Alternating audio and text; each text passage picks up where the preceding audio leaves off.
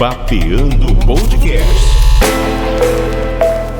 Então, nesse processo, até eu chegar nas terapias integrativas, eu aprofundei no catolicismo, vamos dizer assim, porque tinha um grupo da carismática da Igreja Católica, que era muito próximo da minha casa, e ali eu comecei a frequentar. Então, ali eu comecei a entender algumas coisas, mas ainda era muito superficial, porque eu sentia, por exemplo, minhas mãos muito quentes, e tinha hora que durante as reuniões eu fazia assim com a mão e não esfriava, o topo da minha cabeça esquentava, parecia que estava abrindo, aqui também, eu tinha algumas sensações que, para quem entende, sabe que não são loucura, mas que são muito reais. O timo aqui doía um pouco, tá? E aí, nisso, no terceiro tarô que eu fui, a primeira disse que eu tinha uma intuição muito forte, que eu precisava ouvi-la, que era por isso que eu sofria. A segunda falou que eu era médium, ela já veio com essa informação.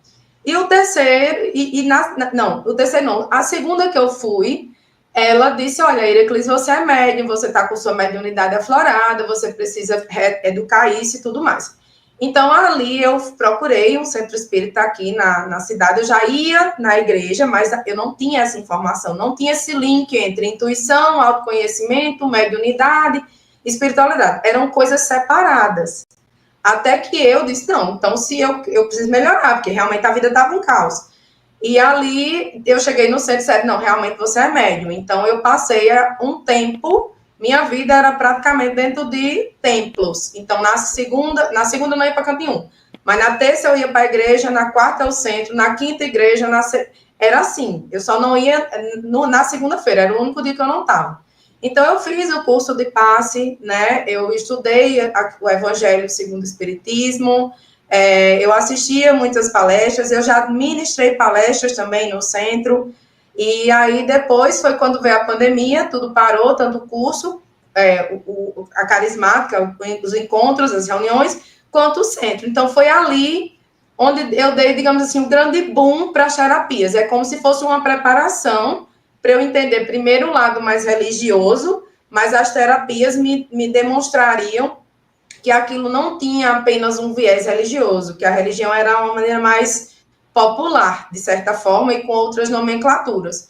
Então, estudar as questões de física quântica, né, e terapias integrativas, e mais à frente, a psicologia positiva e a neurociência, fizeram eu ter ainda mais a certeza de que não existe separação, que tudo é energia, que o universo é uma energia, que Deus é uma energia. Então, é mais para, assim, as pessoas me perguntavam, aqui em João Pessoa, eu encontrei muito isso, né? Você é satanista? Quando eu digo que eu sou taróloga. É uma pergunta bastante comum, inclusive. Mas, se você é espírita, aí pergunta logo, você invoca morto? Tipo isso, entendeu? Mas, assim...